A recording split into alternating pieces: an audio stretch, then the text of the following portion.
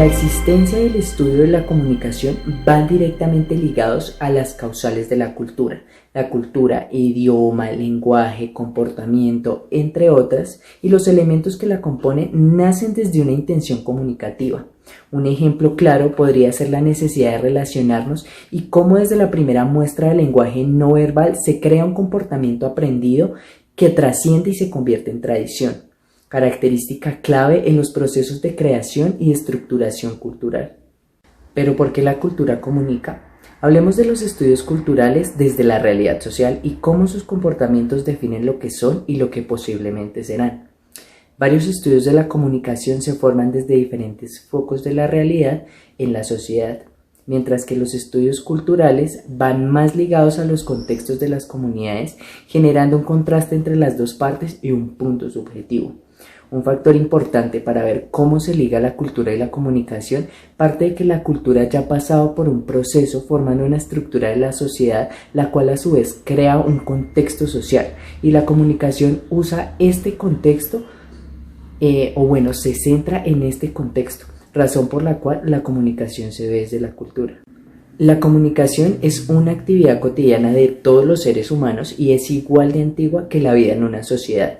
Antes de desarrollar el lenguaje oral, nuestros antepasados los primitivos se comunicaban de forma extraverbal. Aquí se observa que de esta manera la comunicación se configura en lo social, pero también se convierte en un espacio de configuración de lo social. En los propios procesos comunicativos, la sociedad toma sentido a partir de la relación entre los individuos y los personajes que la conforman. El intercambio de significados dentro de la comunicación es solo posible en un medio social donde exista otra persona u otro sujeto que comparta los mismos códigos que se intercambian. Es en este punto donde se observa la importancia que juega la cultura dentro de la comunicación y se observa cómo se intercambian y construyen significaciones y simbolismos.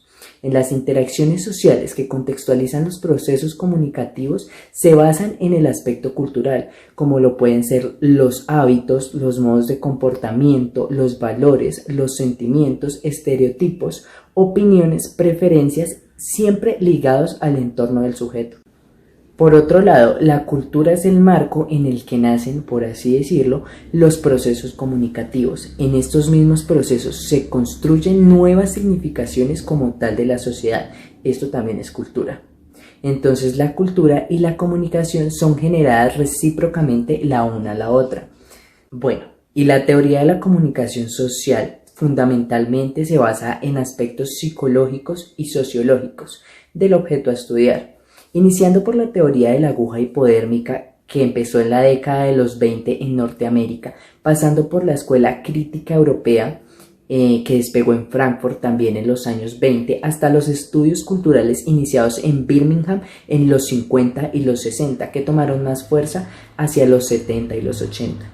Es importante conocer a las sociedades y su cultura, así que el día de hoy vamos a descubrir por qué.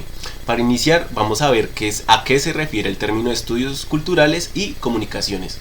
Este se refiere a reconocer los fundamentos de la comunicación en sus distintas disciplinas, ya sea el contexto o cualquier otro tipo de ciencia. Se analiza la perspectiva sociocultural que permite encaminar la información hacia los medios de comunicación.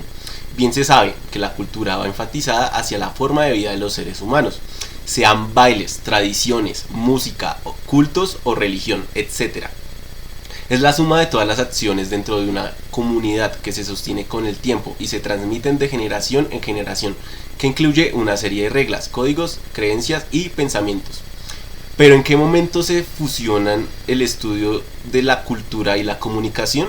Se fusiona en el momento en el que yo, como comunicador, conozco mi sociedad, conozco distintas culturas, y en el momento de realizar alguna actividad que se enfoque con los medios, utilizo la investigación, posteriormente la redacción, dar unos ligeros escritos para determinar que la información sea la correcta, y aparte de correcta, que se pueda entender hacia la sociedad. O sea que ya es ese proceso de comunicación en donde está el emisor, el receptor, y existe una decodificación, porque puedo yo dar una información, pero si no tengo el lenguaje adecuado, independientemente si es cultura, tengo que buscar un lenguaje claro y preciso. para que el público o la audiencia lo conozca en cualquier tipo de medio que esta persona lo busque. Para que los mensajes transmitidos por comunicólogos lleguen a la sociedad, es importante llevar a cabo el sistema de masas. Este es un sistema planificado, abarca muchísima información a gran gama, muy especializada. Va marcado con una ideología dependiendo del contexto donde se encuentre. Entonces, de esa manera se va trabajando de acuerdo al grupo o al lugar donde nos encontramos. Existen varias ramas. Pueden ser educativos, también psicológicas, sociales, políticas, de derecho, por mencionar algunas de ellas. ¿Qué son y para qué sirven los medios masivos? Los medios masivos nos sirven para ir marcando una ideología. Yo lo quiero transmitir, enseñar, comunicar, expresar. Es más especializado porque ya tengo que dirigirme a una sola audiencia y de acuerdo a esa audiencia yo voy a utilizar el tipo de información para presentar. Si es de una revista o periódico, televisión, radio, prensa, y ahorita la prensa escrita abarca no solamente un periódico, sino también las redes sociales, entonces buscar ese mecanismo que la población pueda entender el mensaje. Dentro de la investigación de la comunicación, en las últimas décadas, los métodos de investigación cultural no son solo herramientas analíticas ni de investigación, sino que son marcos cognitivos y conceptuales para percibir y concebir acciones de los medios de comunicación en la sociedad contemporánea y sus procesos incrementales de gran complejidad. En gran medida, la sociología cultural y los estudios culturales han sido más que fuentes de información y conceptuales de la investigación, ya que también solían ser el marco de la ontología y permitían entender la comunicación y los medios a través del conocimiento, debido a que en su primera configuración y la trayectoria que siguió, no hubo un solo concepto de relación entre sociedad y cultura, sino de la comunicación y su papel dentro de estas. Para conectar con la lectura, según Raymond Williams, es posible elaborar una nueva teoría cultural general en un intento por comprender su esencia para obtener una teoría que relacione los elementos que hacen parte de un estilo de vida global. En ese momento, la cultura se consideraba un elemento en constante crecimiento, por lo que el autor sugiere que no se debería gastar demasiada energía en lamentar estos cambios y alteraciones, sino que debemos utilizarla para comprender temas como la alfabetización cultural, el nivel de educación y la historia de la cultura. También señaló que la investigación sobre cuestiones sociales y económicas de las culturas actuales es necesaria para formular políticas comunes adecuadas. La tradición ideológica y el estudio de la cultura es una forma de pensar en el tiempo, el espacio y en el periodo histórico en el que se ha revisado el concepto de tiempo y empezar a modificar la configuración para compartir a lo largo de la historia humana y el surgimiento de la civilización humana y otros espacios antropológicos desde la década de los 80. Globalmente, la sociedad se considera el emisor de varios mensajes y las ciudades y las zonas rurales son espacios donde la producción cultural es intensiva y al mismo tiempo son espacios donde los medios de comunicación difunden información. Aquí la cultura suele ser marginal, es decir, pasa a un segundo plano y se subestima. Bueno, yo les estaré hablando acerca de la Escuela de Frankfurt y quiero que sepan que la Escuela de Frankfurt, por un lado, pretende criticar a la sociedad industrial avanzada. Este tipo de análisis será interdisciplinario porque cubre no solo aspectos políticos, sino también aspectos económicos e industrias culturales. En la primera etapa, el marxismo se expresó bajo un nuevo paradigma, reflejando la sociedad y su proceso de formación. Posteriormente, después de la Segunda Guerra Mundial, apareció el tema de interés para las escuelas sobre el impacto de los medios de comunicación en la sociedad. Al mismo tiempo, una sociedad democrática enfatiza la libertad individual. Por lo tanto, miembros de la escuela buscan desarrollar una sociedad personal, consciente y con espíritu crítico. Es por esto que están comprometidos a condenar todas las formas de opresión de la sociedad moderna, ya sea socialista o capitalista. Por otro lado, también criticaron el concepto de conocimiento previo y trataron de ir en contra de las teorías tradicionales. Según lo anterior, podemos decir que la Escuela de Frankfurt fue un elemento influyente en el comportamiento de la sociedad de la época, incitando el pensamiento crítico y también impulsando hacia un cambio en la cultura, dando paso al pensamiento de la libertad individual. Es por eso que para finalizar voy a hacer una cita de Vargas G en el 2009, abro comillas y leo textualmente: una de las rutas de estudio de la sociología de la cultura y que la distinguieron dentro de sus debates al interior de la teoría social se refiere a su orientación hacia estudiar y entender la manera como se produce la cultura en la sociedad contemporánea. Y para algunos, el lugar más generalizado, dominante y dinámico era en la industria de los medios de comunicación. El legado de la Escuela de Frankfurt sobre la industria cultural no solo fue una herramienta de análisis y de estudio, fue una concepción de la cultura y de la comunicación en un periodo histórico y social determinado, y a la orientación hacia el estudio de la cultura de masas y la cultura popular y de los medios de difusión masiva fue parte del desarrollo de una conceptualización en la cual se podía observar las transiciones de la sociedad mediante las transformaciones de sus dimensiones simbólicas y las alteraciones que gestaban y originan el interior de diferentes estratos espaciales como lo internacional y lo nacional. Cierro comillas y con esto finalizaría mi parte sobre la Escuela de Frankfurt. Bueno, al hablar de estudios culturales, la Escuela de Birmingham fue fundada en el año de 1964 con la creación del Center of Contemporary Studies con Richard Howard como su primer director hasta el año de 1969, es clave en este tema. Poco tiempo después, Stuart Hall tomó su lugar, así como Edward Thompson y William Raymond. También formaron parte de los grandes fundadores. Todos ellos formaban parte de la clase más baja de la sociedad, razón por la cual estudiaban estos sectores. Esta escuela fue un campo de estudios de diferentes perspectivas. Sus estudios se basaban en comprender y explicar la relación entre la clase social y la práctica cultural, o sea, cómo las manifestaciones son fundamentales para entender las relaciones de los procesos de la comunicación. Stuart Hall es un teórico cultural y sociólogo jamaiquino que vive en Inglaterra desde el año de 1951 hasta su muerte. Stuart, en los años 50, inició un proyecto de estudios culturales donde la cuestión de la raza y el racismo fue una parte central.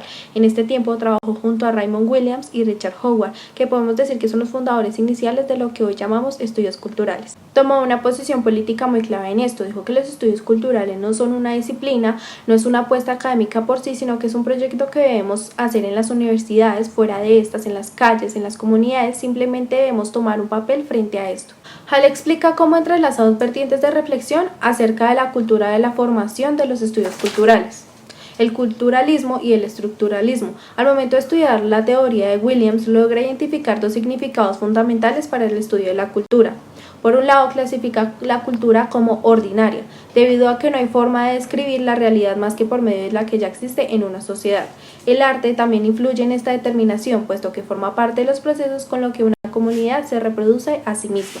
El otro significado lo guía hacia la antropología, puesto que es una práctica social, pero va más allá de solo estudiar los hábitos y costumbres de una comunidad. Se trata de analizar cómo la cultura está supuestamente en todas las prácticas sociales, porque es la suma de las interrelaciones. Esto emplea el concepto de experiencia para referirse a las formas como son vividas las relaciones y los conflictos sociales, donde y cómo la gente experimenta sus condiciones de vida, las define y responde a ellas.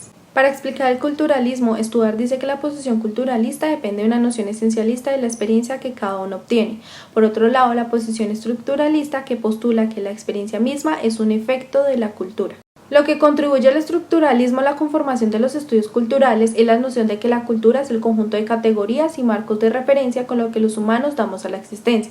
Para resumir todo este amplio tema, decimos que el culturalismo insiste en la agencia humana y la relevancia de la particularidad, mientras que el estructuralismo siempre ubica la actividad humana en el contexto de las condiciones sociales, económicas y políticas que preexisten al individuo.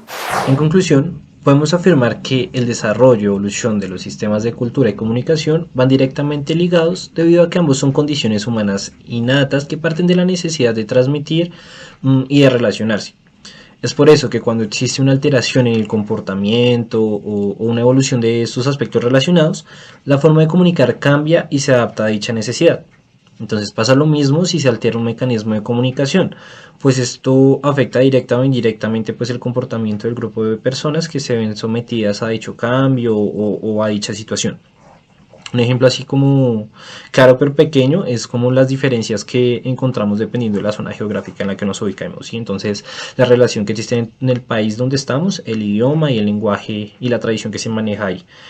Entonces, un ejemplo, si un colombiano como nosotros viajase a Europa para empezar una nueva vida de visita o algo así, el primer cambio al que se enfrentaría sería esta cultura diferente. Entonces, esto lo obliga a adaptar su forma de comunicar para adentrarse en dicha sociedad, ¿sí? Entonces, si llegamos a un país diferente, en el que tienen tradiciones diferentes, idioma diferente, nosotros vamos a vernos obligados a adaptar nuestro comportamiento para adentrarnos dentro de la cultura. No sé si me haga entender, ¿sí? Es como un ejemplo muy básico de la relación de que comportamiento va ligado a comunicación.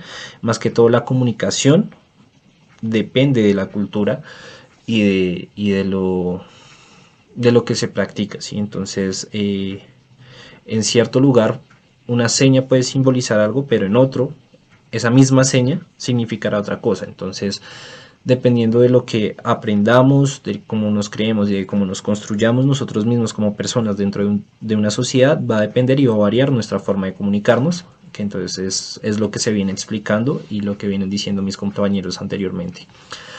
Y la segunda conclusión podría ser que los estudios y las teorías de comunicación que ya existen son bases para el reconocimiento y aprendizaje, pues, del tema en general. Sin embargo, estas deben adaptarse o reinventarse, generando nuevas dependiendo de la época y los cambios que surjan en los mecanismos de comunicación y cultura.